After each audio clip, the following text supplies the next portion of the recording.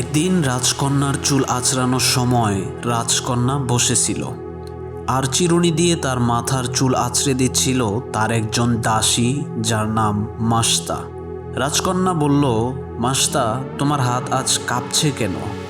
আমার চুলে এত টান লাগছে কেন? আমি ব্যথা পাচ্ছি। মাস্তা বলল, ক্ষমা করবেন রাজকন্যা, হয়তো আজ আমার শরীরটা বেশি ভালো নেই, তাই আমার হাতটা কাঁপছে।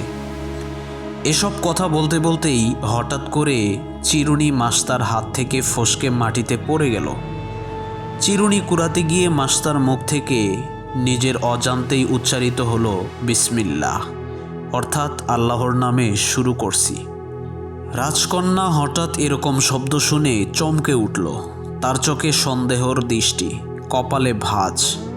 সে চিন্তা করল, মাস্তা এটা কি বলল, যা আগে কখনো আমি কারো কাছ থেকে শুনিনি।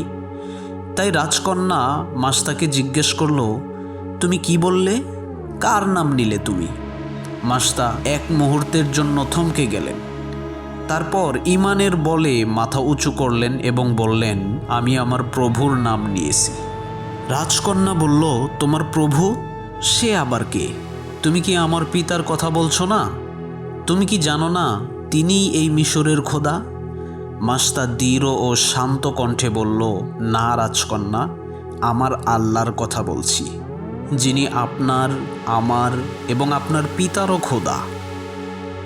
আমার আল্লাহ সেই মহান সত্তা, যিনি এই আকাশ, এই জমিন এবং এর মাঝে যা কিছু আছে সব কিছুর স্রষ্টা। তার কোনো শরিক নেই, তিনি একক। একজন দাসীর মুখে এসব কথা শুনে রাজকন্যা রাগান্বিত হয়ে বলল, চুপ করো, তুমি এত সাহস কোথা থেকে পাও? তোমার এত স্পর্ধা, আমার পিতাকে অস্বীকার করতেছ? আমি এক্ষুনি বাবাকে গিয়ে সব বলে দেব, তারপরে দেখবে তোমার অবস্থা কি হয়। রাজকন্যা রাগে কাঁপতে কাঁপতে ঘর থেকে বের হয়ে গেল। মাস্তা জানতেন তার ঈমানের পরীক্ষা এখন শুরু হবে। তিনি আল্লাহর দিকে তাকিয়ে মনে মনে বললেন, হে আল্লাহ, তোমার ওপরই আমার ভরসা। এদিকে রাজকন্যা গিয়ে ফেরাউনকে সব কিছু বলে দিল এবং বলল, মাস্তা তোমাকে খোদা বলে মনে করে না, তার নাকি আরেকজন খোদা আছে, সে নাকি তোমারও খোদা। রাজকন্যার এসব কথা শুনে ফেরাউনের কোপ যেন আগুনের মতো দাউ দাউ করে উঠল। সামান্য এক দাসী, যে কিনা তার খোদায়িত্বকে অস্বীকার করে। ফেরাউন সঙ্গে সঙ্গে বিশাল দরবার কক্ষ বসালো। ফেরাউন তার স্বর্ণখচিত সিংহাসনে বসল। চারদিকে সভাসদ ও অস্ত্রধারী রক্ষীর দল দাঁড়িয়ে আছে। সাথে সাথে মাস্তাকে ডেকে আনা হলো। তবে মাস্তার চোখে কোনো ভয় নেই, আছে শুধু ঈমানের শক্তি। সে নির্ভয়ে ফেরাউনের সামনে এগিয়ে এলো। ফেরাউন রাগান্বিত হয়ে চিৎকার করে বলল, ওরে নগণ্য দাসী, তোর সাহস কম তো নয়। আমার রাজ্যের খেয়ে, আমার দেওয়া জীবনের বিনিময়ে তুই আমাকে ছাড়া অন্য কারো ইবাদত করিস। আমার মেয়ে বলেছে তোর নাকি অন্য আরেকজন খোদা আছে।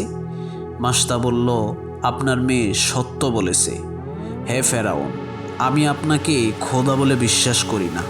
আমার রব সেই একজন, যিনি আমাকে, আপনাকে এবং এখানে যারা আছে সবাইকে সৃষ্টি করেছেন। ফেরাউন আরও রাগান্বিত হয়ে মাস্তাকে বলল, কে সেই খোদা যার ইবাদত তুই করিস? সে কি তোর এই জীবন, তোর এই খাদ্য, তোর এই সম্মান দিতে পারবে? মাস্তা বলল, আমার রবই একমাত্র উপাস্য, যিনি আমাকে জীবন দিয়েছেন এবং মৃত্যু দেবেন, যিনি আপনাকেও সৃষ্টি করেছেন এবং আপনাকেও মৃত্যু দেবেন। ফেরাউন এবার অট্টহাসি দিয়ে বলল, তুই মূসার খোদার কথা বলছিস? সেই তো পালিয়ে বেড়াচ্ছে। সে একজন জাদুকর, যে আমার ভয়ে ভয়ে বিভিন্ন জায়গায় পালিয়ে বেড়াচ্ছে।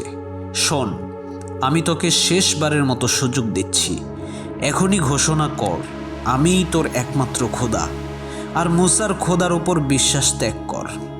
মাস্তা মনে শক্তি নিয়ে বলল, কখনো আমি এমনটি করব না।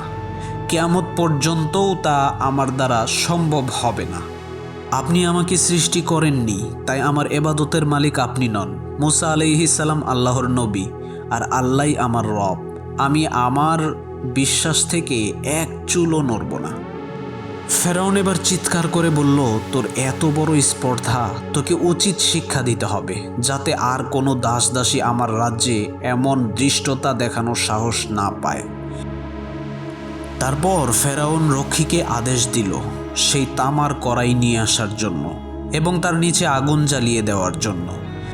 তারপর তামার কড়াইয়ে তেল ঢেলে দাও এবং সেই তেল উত্তপ্ত হওয়া পর্যন্ত অপেক্ষা করো। ফেরাউনের নির্দেশে তেলের বিশাল এক কড়াই আনা হলো, নিচে আগুন জ্বালানো হলো, টকবক করে ফুটতে শুরু করলো সেই তেল, যেন মৃত্যু তার ভয়াল গ্রাস নিয়ে অপেক্ষা করছে। মাস্তাকে তার 4-5 জন সন্তান সহ সেখানে হাজির করা হলো। ফেরাউন রাগান্বিত হয়ে মাস্তার দিকে তাকালো। মাস্তার কোলে তখনও দুধের শিশুটি মায়ের বুক আঁকড়ে ধরে আছে। বাকি সন্তানরা মাকে জড়িয়ে ধরে ভয়ে কাঁপছে। ফেরাউন বলল, শেষবারের মতো বলছি, এখনো সময় আছে, আমার খোদাই স্বীকার কর, নয়তো তোর সন্তানদের তোর চোখের সামনেই এই ফুটন্ত তেলে নিক্ষেপ করা হবে। তোর হাতে মাত্র একটি পথ, মৃত্যু নয়তো আরামের জীবন। তুই কোনটি বেছে নিবি, তুই চিন্তা করে দেখ। মাস্তা চোখের জল আড়াল করে আল্লাহর ওপর ভরসা করে দৃঢ়ভাবে বলল, হে আমার সন্তানরা, তোমরা চিন্তা করো না। এই পৃথিবীর ক্ষণস্থায়ী কষ্টের চেয়ে পরকালের সুখ অনন্তকালের। তোমরা ভাগ্যবান যে এই সত্যের জন্য নিজেদের জীবন উৎসর্গ করতে পারছো। হে আল্লাহ, এই কঠিন মুহূর্তে তুমি আমাদেরকে ধৈর্য ধরার তৌফিক দাও। ফেরাউন যখন তার শেষ চেষ্টাগুলো করছিল, কিন্তু সে বুঝতে পারল চেষ্টা করে কোনো লাভ হচ্ছে না, তখন ফেরাউন তার জল্লাদকে ইশারা করলো। জল্লাদ প্রথমে মাস্তার বড় সন্তানকে ধরে টেনে নিল। মা দিশেহারা হয়ে চিৎকার করে উঠলেন। মাস্তা চিৎকার করে উঠল এবং আল্লাহ তাআলার কাছে দোয়া করল। প্রথম সন্তানটিকে সেই ফুটন্ত তেলে নিক্ষেপ করা হলো। মুহূর্তেই শিশুটির শরীর ঝলসে উঠল, শুধু হাড়গোড় ভেসে উঠল তেলের উপর। মাস্তার চিৎকার গিয়ে আকাশের দরজায় আঘাত করল। ফেরাউনের করা এই নির্মম অত্যাচার দেখে যেন আকাশ কাঁদছে, জমিন কাঁদছে, ফেরেশতারাও যেন কাঁদছে। ফেরাউন অট্টহাসি দিয়ে বলল, দেখলি দাসী, তোর খোদা তোকে বাঁচাতে এলো না। এখন বল, মুসার খোদা নাকি আমি? মাস্তা পাথরের মূর্তির মতো দাঁড়িয়ে দাঁতে দাঁত চেপে বলল, তোমার যা করার তুমি করো। আমি আমার বিশ্বাসে অটল, আমি ঈমান হারা হব না। আমার রবের জন্য আমার শত সন্তানও উৎসর্গ করতে আমি প্রস্তুত আছি। এভাবে একের পর এক মাস্তার সব সন্তানকে ফুটন্ত তেলে নিক্ষেপ করা হলো। মাস্তা তার হৃদয়ের টুকরোগুলোর নির্মম মৃত্যু দেখলেন।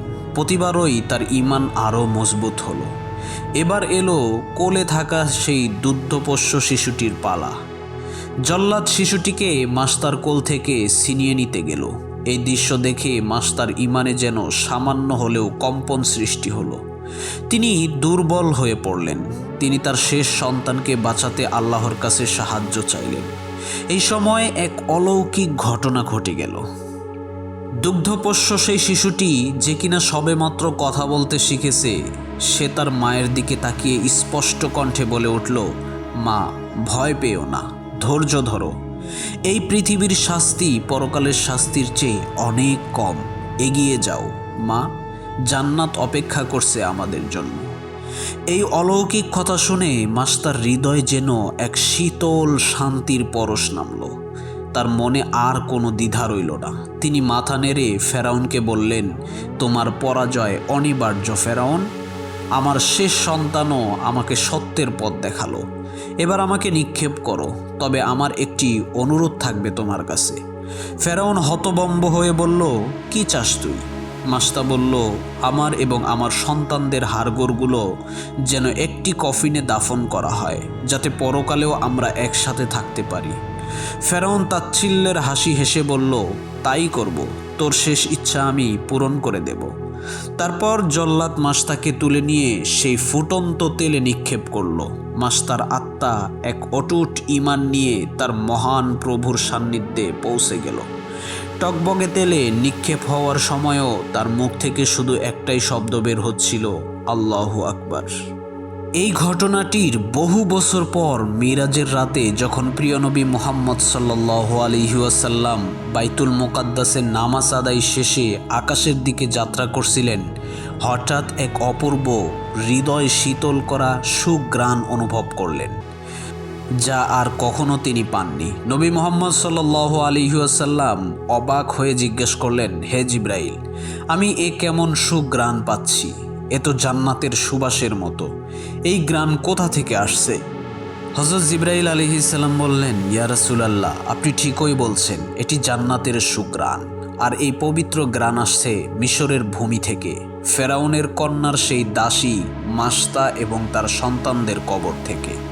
নবী মুহাম্মদ সাল্লাল্লাহু আলাইহি ওয়াসাল্লাম বললেন, ও আচ্ছা, তাদের কথা আমাকে বিস্তারিত বলো, কি ঘটনা ঘটেছিল? তখন জিব্রাইল আলাইহিস সালাম নবীজিকে মাশতার সেই আত্মত্যাগ, সেই নির্মমতা এবং দুগ্ধপোষ্য শিশুর অলৌকিক কথা বলা, এই সব কিছু বর্ণনা করে শোনালেন।